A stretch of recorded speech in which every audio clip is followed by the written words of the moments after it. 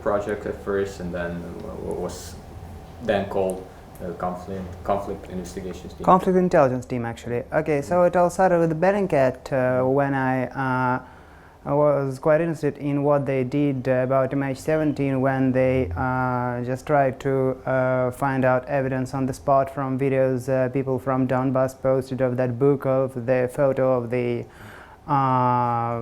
missile trail that hit the Malaysian airplane. And I just started translating lots of their stuff. This is how we became acquainted, and then, which you could call my first investigation, was when a Russian journalist published an interview with a Russian tanksman from Buryatia who fought in the Battle of Debaltseve. And we just wanted to check that, and we spoke with a volunteer from Bellingcat. We did some stuff together. We found their unit based in Russia near the Ukrainian border. We found convoys riding through Donetsk, which were really similar to what he described: tanks, Kamaz trucks, BMP, infantry vehicles and stuff. Okay, so this was probably what ultimately led to Simon Ostrovsky's investigation on another Buryat soldier, Bator Ambayev. Then when I became actually involved with Lviv's team is when they discovered VK.com posts mourning Russian soldiers killed in Ukraine in May, which was months after the second Minsk agreement, and I tried to help them gather information. For instance, there was a photo of one of those soldiers, Timur Mameyasupov from Tatarstan. He was photographed near a distinct separatist BTR personal carrier. Then I just asked people on Twitter, where is this filmed? People from Luhansk, they just told me, okay, it's probably here, we believe, in this particular address. They gave me the address. Then what I did, I found photos, videos from that location, and Luhansk has Street View from Yandex, and using that I conclusively proved that that guy was indeed photographed in Luhansk like a month before his death. Then after his mother told Sky News journalists that he indeed was a Serbian Russian soldier, although the Russian military said he fought in the Caucasus. Actually, we know that he was photographed in Luhansk. Then probably my work started in earnest when we started working on Syria, because we were probably the first to break the story of a Russian marine influx at an airport in western Syria. And now I've been doing that. We've been cooperating with Bellingcat on that. We've been proving war crimes committed by the Russian Airforce, and now we haven't abandoned Ukraine or anything. We have been preparing a report about the Battle of Debaltseve, and when I believe when this is aired, you'll have already be acquainted with the contents of that report. I have to keep a secret, but I believe that's pretty big, what we stumbled upon. What was your primary motivation? Because I mean, first you probably did this for no pay, and what was your motivation of doing it? Well, you know, my motivation, one of the motivations, you know, I've left Russia to live in Ukraine because I wanted to live in a free country that's gradually changing for the better, and I think that even the fact that I've been living here and I haven't done anything, I haven't been at the Maidan, I haven't done anything to have the privilege of living in a free country, which means I had to help Ukraine somehow. You know, there is this idea that all Russians should be responsible for the conflict in Donbass, for the Russian invasion of Ukraine. Well, my personal belief with that is that I am responsible for that as long as I haven't done enough to stop it. I've been involved in protests against Putin in Russia, and still I haven't done enough. which means I have to make up for that. I have to do something to stop the aggression, to unmask it. There is another reason, of course, because as I am a patriot of my country, and this is why I believe that our military, our government should be held accountable for what they do. If they are sending Russian soldiers to die for some, they're sending Russian soldiers to die for the interests of Putin and his gang, and I think our society, Russian society, and the world has to know about that. If we are killing innocents in Syria to support the terrorist regime of Bashar Assad, I think this is what we should know about. For me, the example is what happened with the US airstrike at the Afghani hospital. There has been lots of coverage in the media. Bellingcat has reported on that by determining the type of the plane that was involved in the airstrike, and we have seen lots of coverage of this event, and I believe that any country, any military should be held accountable for its doings, for the human rights violations, for endangering Russian people, and of course killing people from other countries. I believe that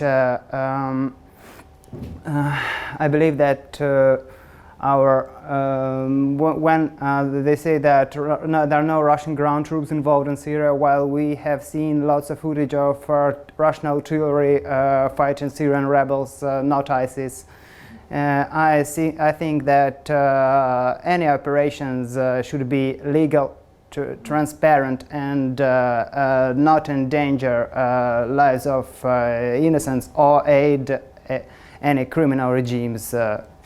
Which is why I am doing what I do.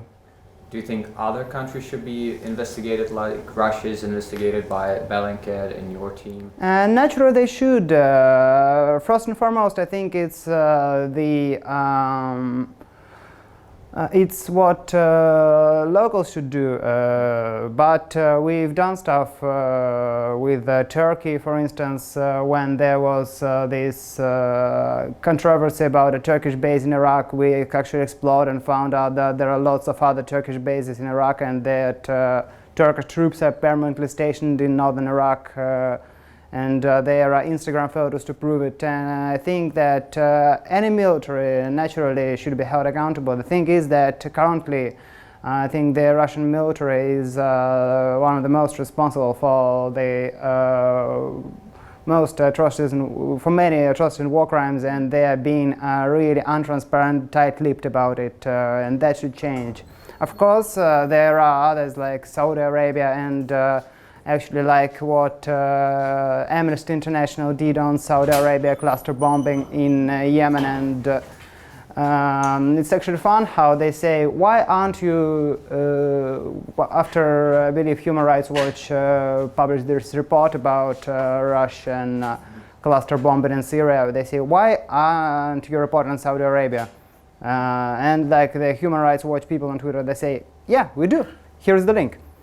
So you have to be transparent, you have to be as impartial as it takes, but for us, I wouldn't say as a particular impartial, because we want our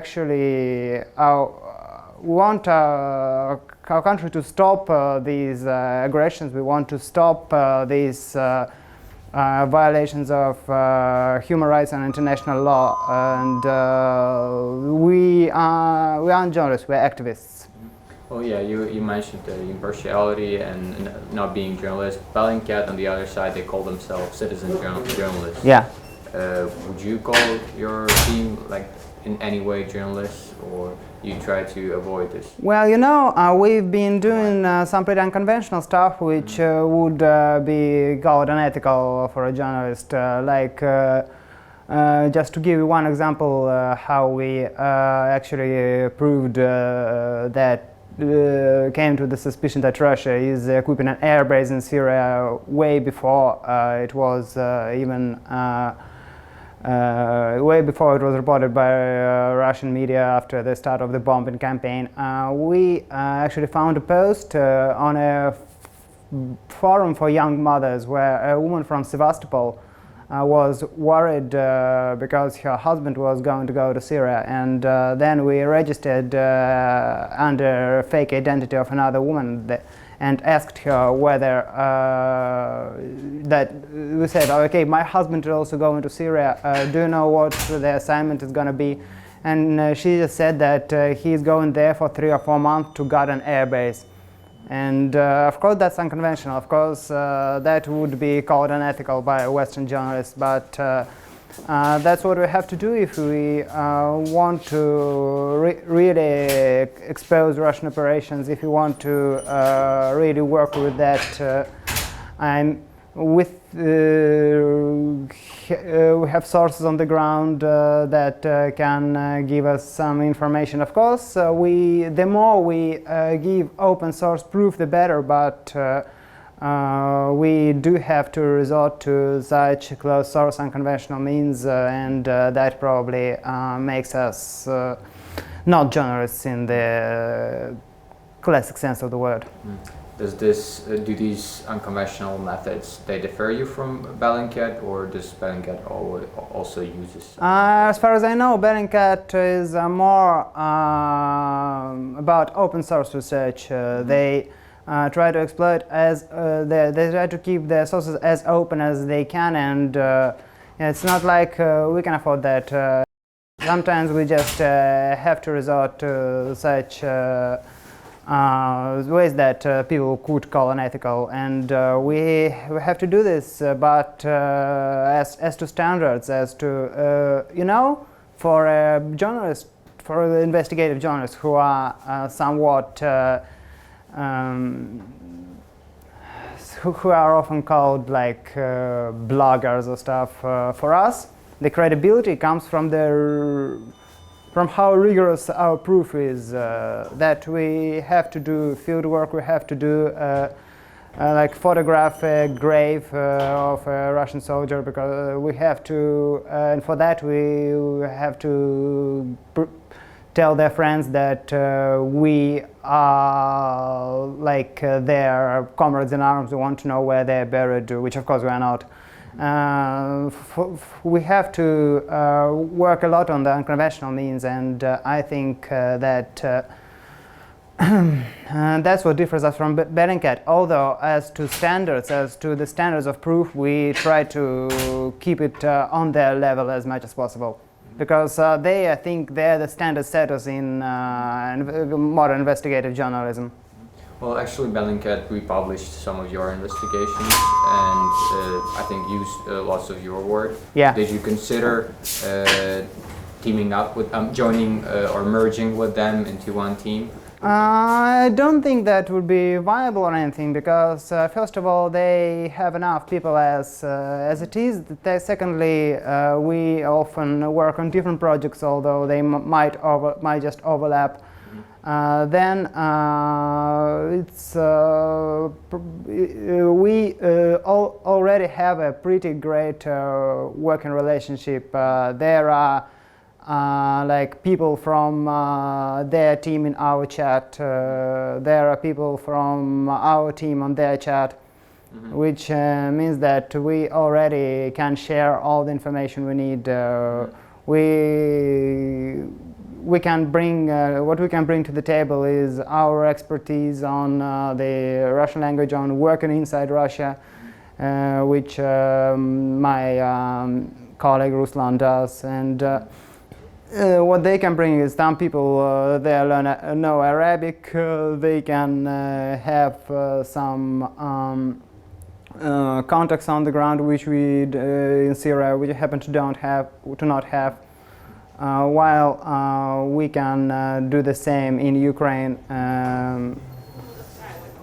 So you sometimes coordinate your... we always coordinate our work. So it does not overlap, for example? It does not overlap. We always coordinate our work, and as long as there are...